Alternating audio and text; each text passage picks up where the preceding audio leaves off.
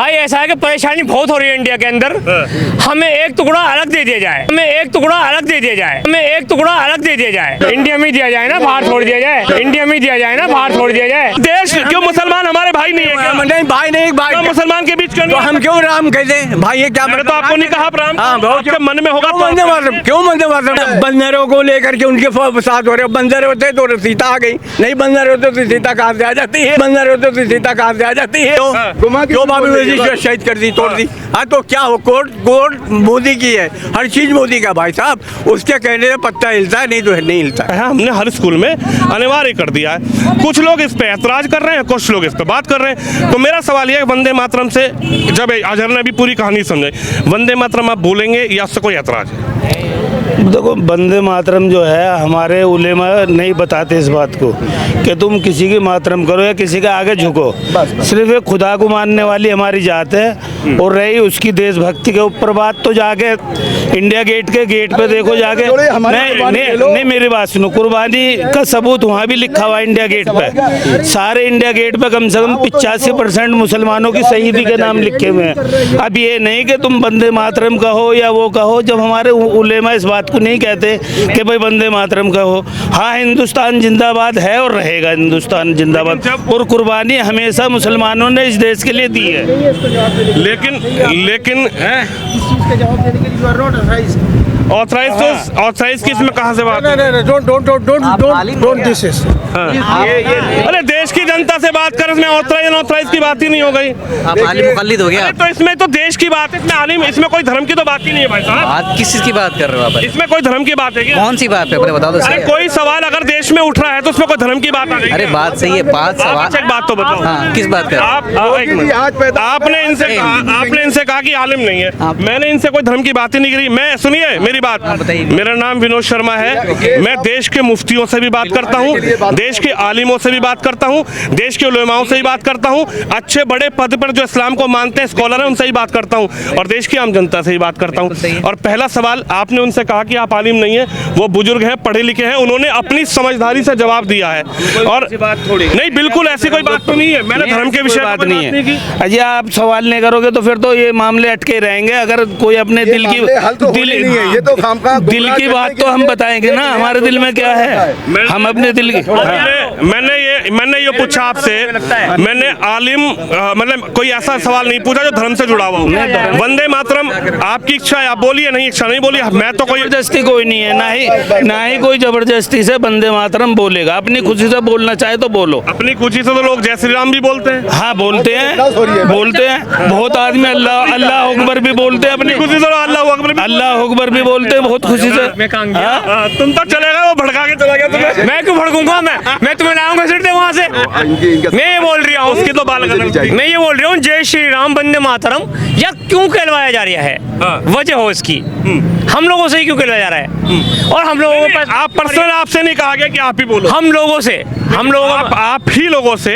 क्यों बोला जा रहा है? कहीं भी मुख्यमंत्री योगी ने ये नहीं कहा कि मुस्लिम वंदे मातरम बोले। तो फिर ये सवाल ही क्यों हो रही है? कहीं भी ये नहीं कहा गया हिंदू वंदे मातरम। ये सवाल क्यों हो रही है? उन्होंने ये कहा कि देश में सवाल फिर क्यों हो रही है? ये इसका जवाब चाहिए। इसी का तो जवाब दे रहा हूँ। उन्होंने ये कहा कि देश में हर स्कूल, हर संस्थान में 150वीं जो सरदार वल्लभ भाई पटेल थी, जिनकी इस आज़ादी के समय में अपना योगदान रहा, पूरी रियासतों को जोड़कर एक भारत, अखंड भारत बनाने का योगदान रहा, उसी के साथ साथ 150 साल जो है वो वंदे मातरम गीत को भी हो गए।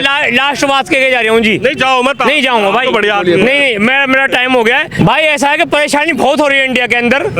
हमें एक टुकड़ा अलग दे दिया जाए। नहीं, बिल्कुल गलत बात, बिल्कुल नहीं। टुकड़ा कौन सा अलग, किस चीज? इंडिया में दिया जाए ना, बाहर छोड़ दिया जाए। बिल्कुल गलत मैं इसका परेशानी से कह रहा हूँ ना भाई।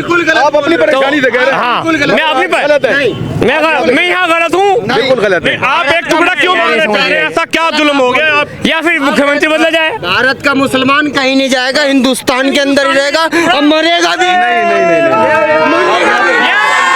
कहीं नहीं जाएगा, कहीं नहीं जाएगा। कह रहा है यहीं रहेंगे, यहीं दफन होंगे, यहीं पैदा हुआ। कह रहे हो अलग टुकड़ा मिलना चाहिए। मैं कह रहा हूँ इंडिया में ही टुकड़ा में दे दो। मैं इंडिया को क्यों खंड खंड करना है क्या? भाई खंडन क्यों करना है?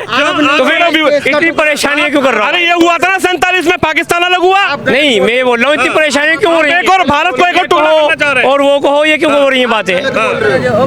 यहाँ पे गलत है आप। थोड़ा सा उधर चलो साइड में। मुसलमान ये कह रहे हैं एक टुकड़ा वाला। नहीं नहीं नहीं, बिल्कुल जिसने करा वो बहुत गद्दार आदमी था, गद्दार। मैं नाजिर हुसैन मैं बोल रहा हूँ कि हिंदुस्तान की सरजमीन पे पैदा हुआ और मरूंगा भी तो 2 गज जमीन में जाऊंगा, हिंदुस्तानी। ये तो अलग टुकड़ा मांग रहे हैं। वो गलत है, उनकी अपनी सोच है। आपकी अपनी उनकी, सोच है। मेरी अपनी सोच। वंदे मातरम को लेकर क्या सोच है आपकी? मेरी वंदे मातरम, मैं स्टूडेंट हूँ, ठीक है, पढ़ते मैं हैं? बिल्कुल कौन सी स्टूडेंट हूँ, मैं भी BA फर्स्ट ईयर में हूँ। अच्छा, पढ़ाई कर रहे हैं। जी। तो ये जो वंदे मातरम है, इसको लेकर आखिरकार स्टूडेंट की क्या राय है? बिल्कुल बोलना चाहिए, मैं बोलता आया हूँ, मैं स्कूल में भी वंदे मातरम बोला हूँ, हर चीज़ है, वंदे मातरम हमारी बोलना चाहिए, अच्छी बात है। लेकिन कुछ लोग कह रहे हैं कि साहब मुस्लिम इस्लाम धर्म में वंदे मातरम का कोई औचित्य नहीं है, इसका कोई अर्थ नहीं। देखो तो मानने वाली बात है, मैं तो स्टूडेंट हूँ, मैं तो बोलूँगा, मैं इस्लाम को भी मानता हूँ, मैं हिंदुस्तानी हूँ, मैं बोलूँ, मुझे कोई एतराज नहीं। जी देखिए, अपना पर्सनल नहीं गलत नहीं, अगले नहीं, यही तो गलत है। अगर वंदे मातरम के अंदर अल्लाह के सिवा किसी और की पूजा शामिल है उसके मीनिंग में, तो आप बोलेंगे किसको? वंदे मातरम के मायने में मैं इस्लाम को पूछ रहा हूँ क्या? मैं देखिए, सुनिए आप मेरी बात सुनिए, ठीक है, जो उसके मीनिंग है उसमें परस्तिश आ जाती है, धरती की जय भारत माता की पूजा आ जाती है। तो कह रहे हैं धरती पर तो माथा टेकते हैं, नमाज पढ़ते दादा तो देशभक्त 5 बार दिन में नमाज पूजा उस खुदा की होती है, इसके अलावा किसी की नहीं होती, बस। और कहीं पे कोई एतराज नहीं है।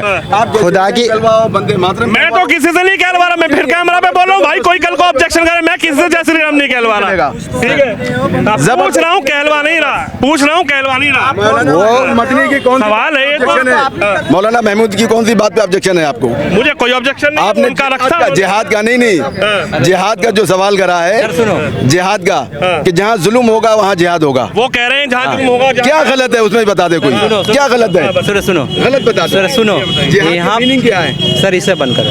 यहाँ हम सब एक इंसान है वो तो सब है, सबसे पहले है। और इंसानियत वाली फीलिंग निकलना चाहिए, उसमें ठीक शक ही नहीं है है। सर? धर्म अपने जगह पर है सर, सुनिए फिर सर, जी यहाँ पर सब एक जैसे इंसान है ना। अच्छी बात बोलो, निकल सर, अच्छी बात निकाले कि किसी को फायदा हो, अच्छाई की।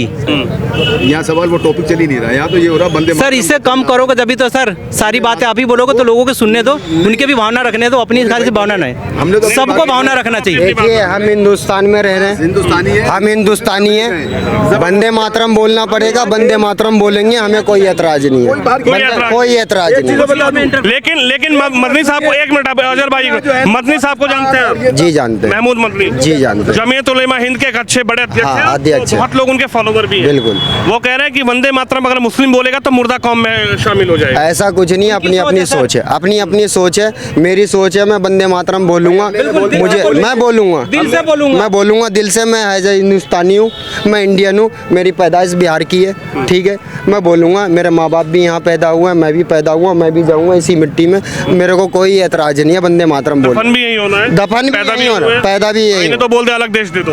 कौन? वो गद्दार आदमी होगा जो इस देश से गद्दारी करेगा, वो गद्दार आदमी होगा, वो गद्दार होगा, वो मन की भावना तो यही ना कि अलग देश दे दो। कल को आज एक बोल रहा है, कल को 10 बोलेंगे अलग देश। सबसे बड़ा गद्दार वो था जो इस देश का जो टुकड़ा करवाया, पाकिस्तान को अलग करवाया, हिंदुस्तान को अलग करवाया, लेकिन हम वफादार हैं, इसी मिट्टी में जाएंगे, दफन भी होंगे इसी यही मिट्टी तो मुख्यमंत्री योगी कह रहे हैं, जो वफादार था, जो देश प्रेमी था, वो भारत में रुका। बिल्कुल। और ये राष्ट्रगीत है, इसमें ऐतराज नहीं होना चाहिए।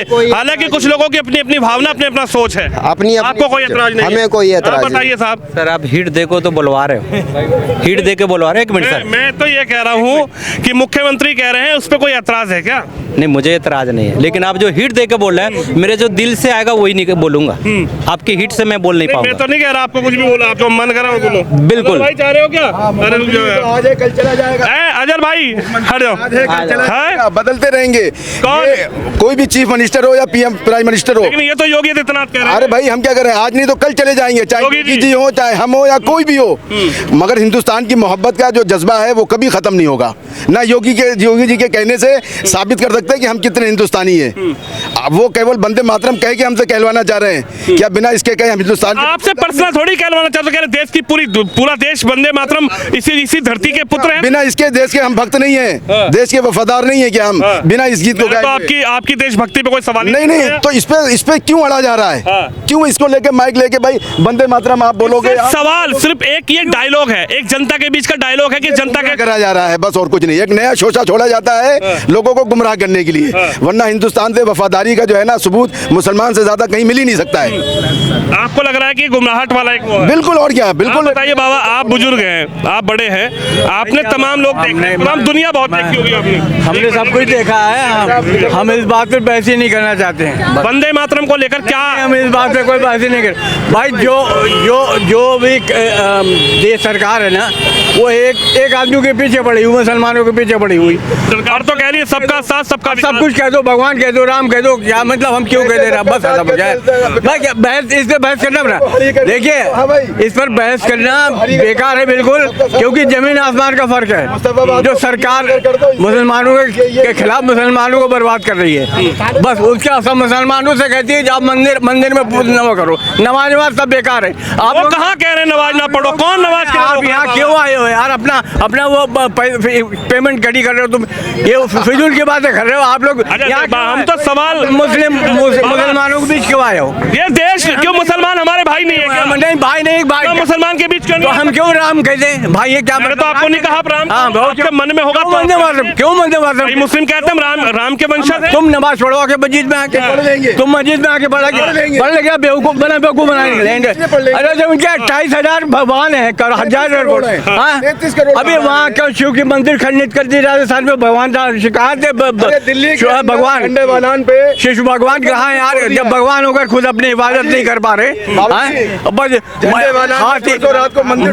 बंदरों को लेकर के उनके साथ हो रहे। बंदर होते तो सीता आ गई, नहीं बंदर होते तो सीता कहाँ से आ जाती है? तो ये भी तो स्वरूप है भारत। स्वरूप बंदर को बंदर नहीं मानते, हनुमान मानते हैं। हम मानते रहो बंदर को। हनुमान जी की शक्ति थी तो भैया लंका में जाके आग लगाई। अंधविश्वास है, अंधविश्वास अंधविश्वास है। आज भी लोग हनुमान जी की पूजा। अरे होने दो यार, लोग आप करो, हम तो नहीं करते ना।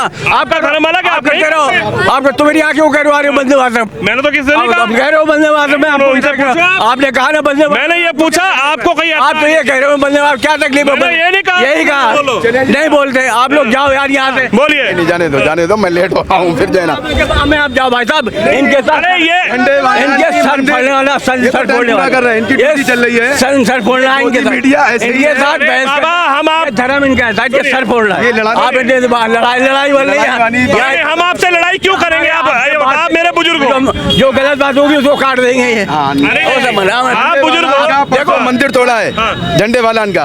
वो भी अगर कहीं आपने कहा कि झंडे वाला, बाबा एक मिनट, आपने कहा झंडे वाला मंदिर टूटा है।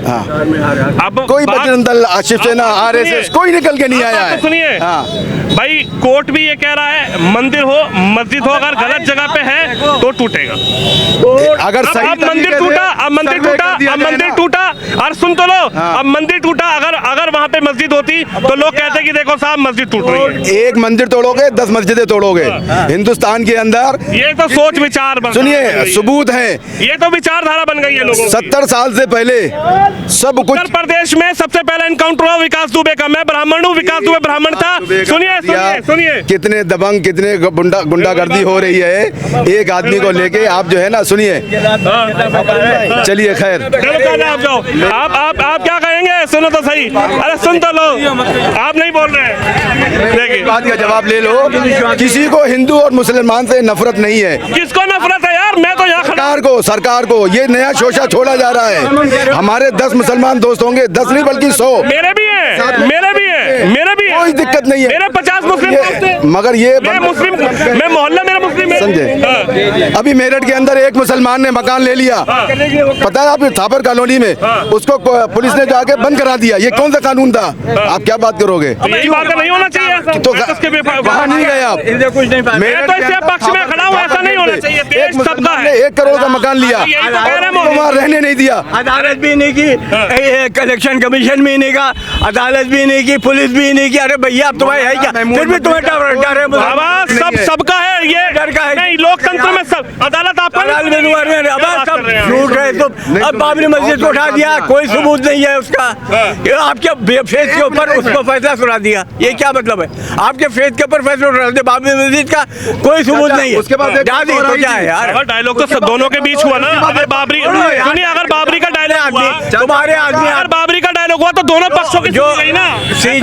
CGI है उसको MP बना दिया और मंदिर तोड़वा दी। उसके बाद एक बात और आई थी, ज्ञान वापी और मथुरा पे कहीं बाबरी मस्जिद के बाद कहीं कोई दूसरी बात नहीं आएगी।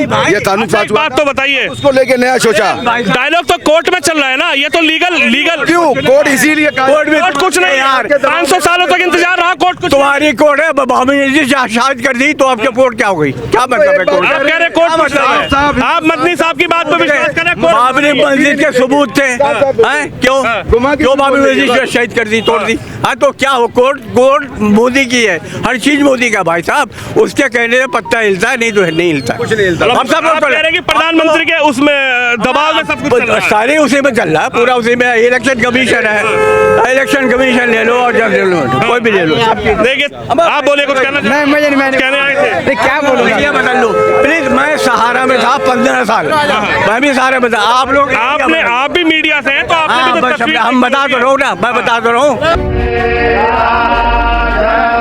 अयोध्या सिर्फ एक शहर नहीं, ये भारत की आत्मा का वो केंद्र है जहाँ संस्कृति, श्रद्धा और सभ्यता एक साथ सांस लेती है। सदियों से प्रतीक्षा में खड़ा ये धाम आज नए भारत की पहचान बन चुका है और इसके पीछे है प्रधानमंत्री नरेंद्र मोदी और मुख्यमंत्री योगी आदित्यनाथ की अटूट इच्छा शक्ति।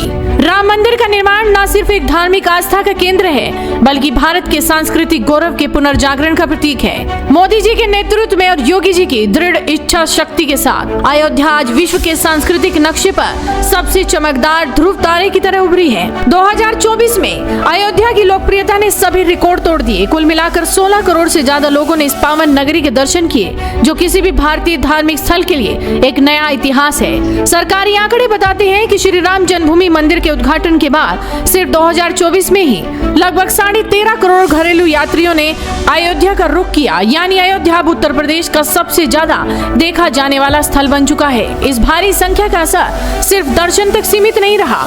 मंदिर के समर्पण के बाद पहले ही साल में लगभग 3900 करोड़ रुपए की आर्थिक गतिविधि पैदा हुई। यह आर्थिक गतिविधि सिर्फ शहर में नहीं बल्कि पूरे राज्य की अर्थव्यवस्था में नई जान डाल रही है। अयोध्या के इस सांस्कृतिक और धार्मिक उभार का सबसे सीधा लाभ मिला है होटल और लॉज उद्योग को, ट्रैवल टूरिज्म सेक्टर को, ढाबों, फूड स्टॉल्स और रेस्तरां को, ऑटो, टैक्सी, बस और कैब सेवाओं को, स्मृति चिन्ह और स्थानीय हस्तशिल्प दुकानों को।